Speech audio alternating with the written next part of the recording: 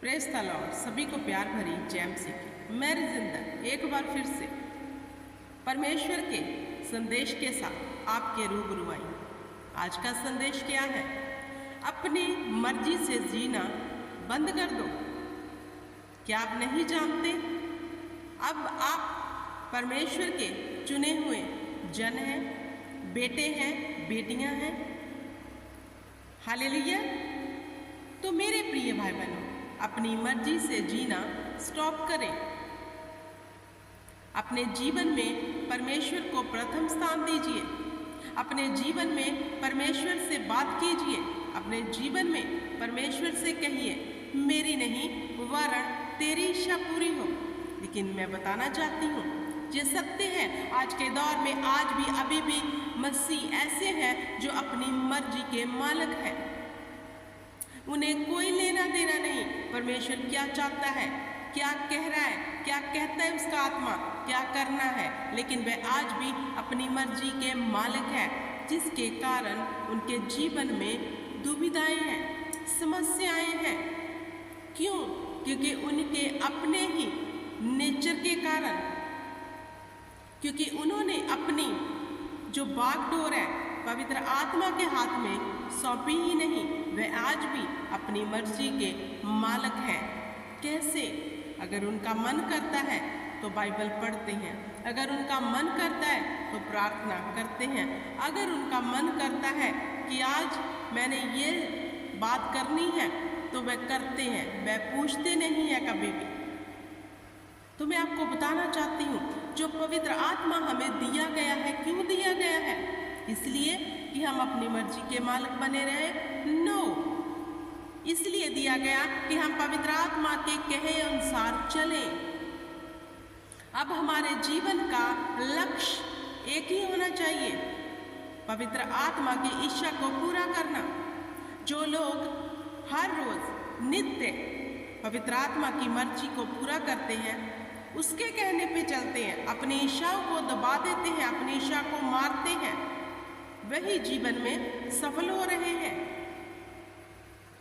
तो आज हमें सबसे अधिक अपने जीवन में गौर करने की जरूरत है कि हम कर क्या रहे हैं, जिसके कारण आज भी विपत्तियों में हैं।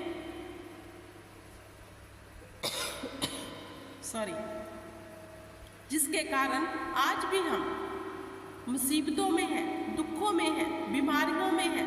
क्यों? क्योंकि हमने अपने मन की मर्जी करना छोड़ा ही नहीं। आज भी हम अपने शरीर के गुलाम हैं, आज भी हम अपनी देही के गुलाम होकर अपने मन की मर्जी करते हैं। हालेलुया। तो मेरे प्रिय भाई बहनों, सबसे अधिक परमेश्वर ने कहा अपने मन की चौकसी करके कि जीवन का मूल स्रोत इसी से निकलता है।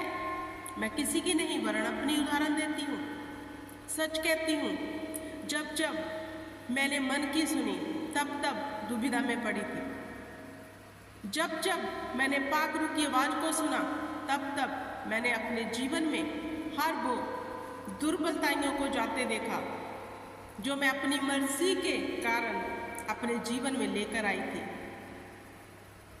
तो मेरे प्रिय भाई बहनों, हम मसीह में हैं और नई सृष्टि हैं। पुरानी सब बातें बीत गई। अगर सच में बीत गई हैं तो आज हमारे जीवन की जो भी इच्छाएं हैं वो परमेश्वर की आत्मा के वसीले से होनी चाहिए, ना कि हमारी इच्छा से। क्योंकि संसार एक धोखा है। हम संसार में रह रहे हैं। संसार एक बड़ा धोखा है। हमें लगता है वो ऐसा चलता है तो मैं भी ऐसा चलूं, वो ऐसा कर रहा है तो मैं भी ऐसा करूं। लेकिन मैं आपको बताना चाहती हूँ, परमेश्वर का वचन हमें ये अलाउ नहीं करता। परमेश्वर चाहता है, उसने कहा, जब प्रभु यीशु मसीह ने अपने चेलों को दुआ करनी सिखाई तो उस दुआ में क्या कहा? हे पिता, तू जो स्वर्ग में है, तेरा नाम पवित्र माना जाए, तेरा राज्य आए, तेरी इच्छा जैसे स्वर्ग में पूरी होती है धरती पर भी हो। किसकी इच्छा? परमेश्वर की इच्छा, ना कि हमारी। लेकिन आज हम लेना तो सब कुछ चाहते हैं, बरकतें भी आ जाए, दुख भी चला जाए, हम सक्सेस भी हो जाए, लेकिन हम अपनी इच्छा के अनुसार चलकर लेना चाहते हैं। तो मेरे प्रिय भाई बहनों, आप वेस्ट ऑफ टाइम कर रहे हो। सच कहती हूँ, अपनी उदाहरण दे रही हूँ, आप वेस्ट ऑफ टाइम कर रहे हो। जब आप परमेश्वर की इच्छा पर चलना शुरू कर दोगे, आप अपने जीवन को एक नए मोड़ पे जाता देखोगे, जो सिर्फ और सिर्फ अनंत जीवन के साथ आपको जोड़ के रखेगा और खुशहाली में। हालेलुया।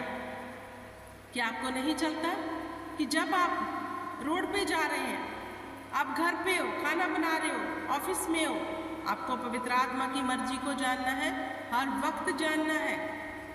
और कौन लोग चौकस हैं? जो परमेश्वर के वचन से प्यार करते हैं, जो अपनी मर्जी के नहीं वरन परमेश्वर की इच्छा पर चलते हैं। वह लोग पवित्र आत्मा के कहने के अनुसार चलते, उससे बात करते हैं। लेकिन आज का समय वो चल रहा है कि लोग अपनी मर्जी के मालिक होकर अपने जीवन में हर दुख और तकलीफ को जूझ रहे हैं। तो अपनी मर्जी करना बंद कर दीजिए, आपका जीवन इजी हो जाएगा।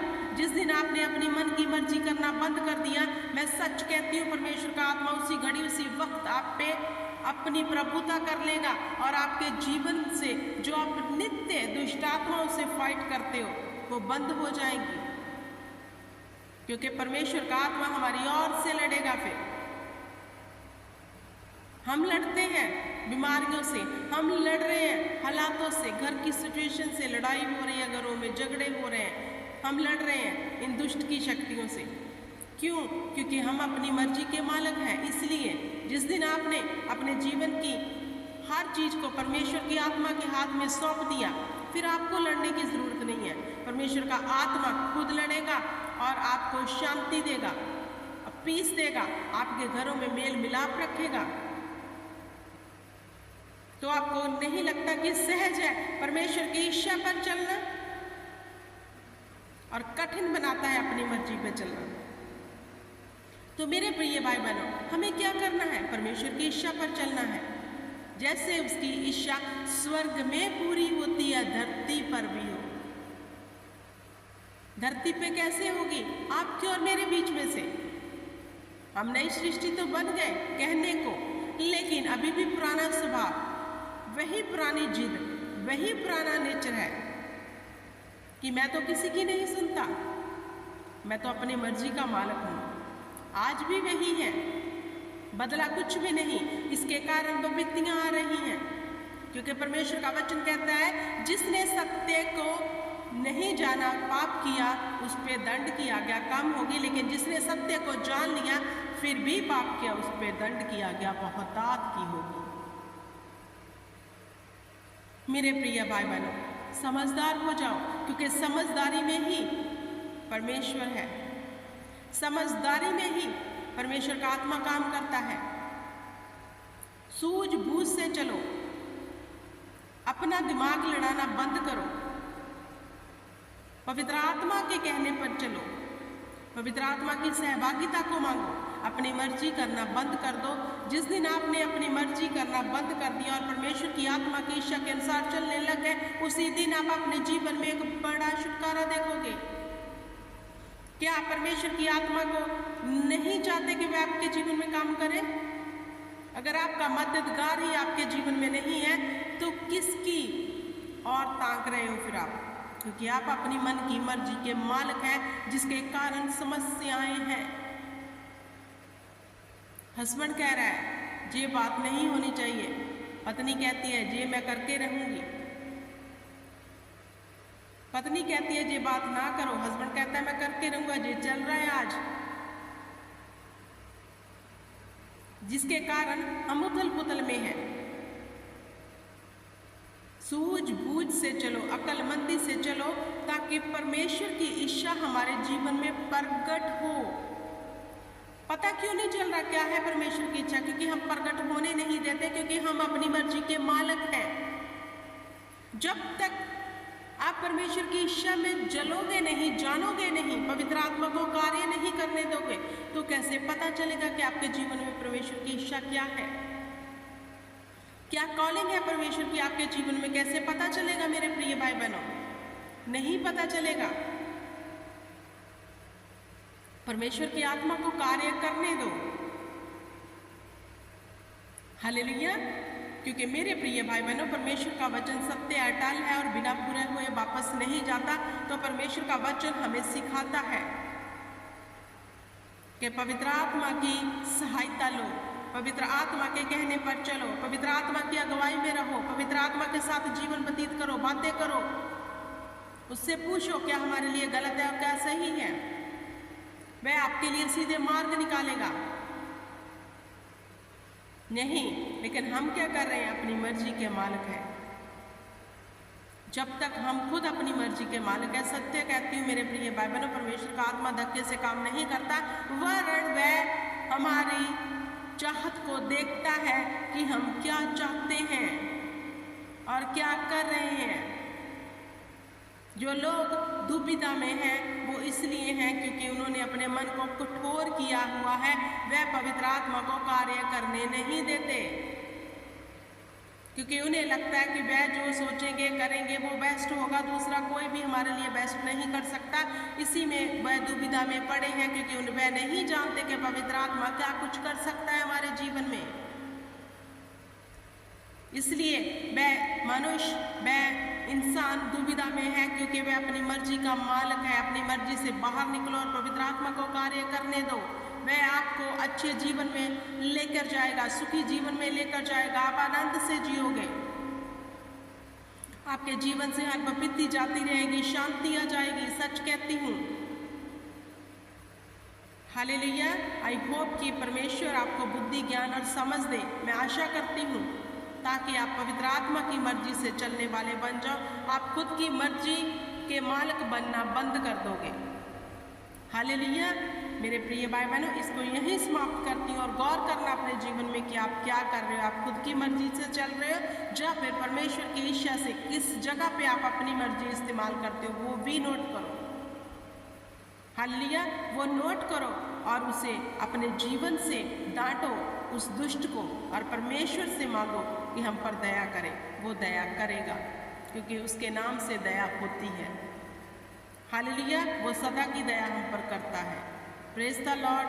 God bless you everyone. खुश रहो, आनंदित रहो और परमेश्वर की इच्छा पर चलते रहो। यही मेरी दुआ है आप सबके लिए।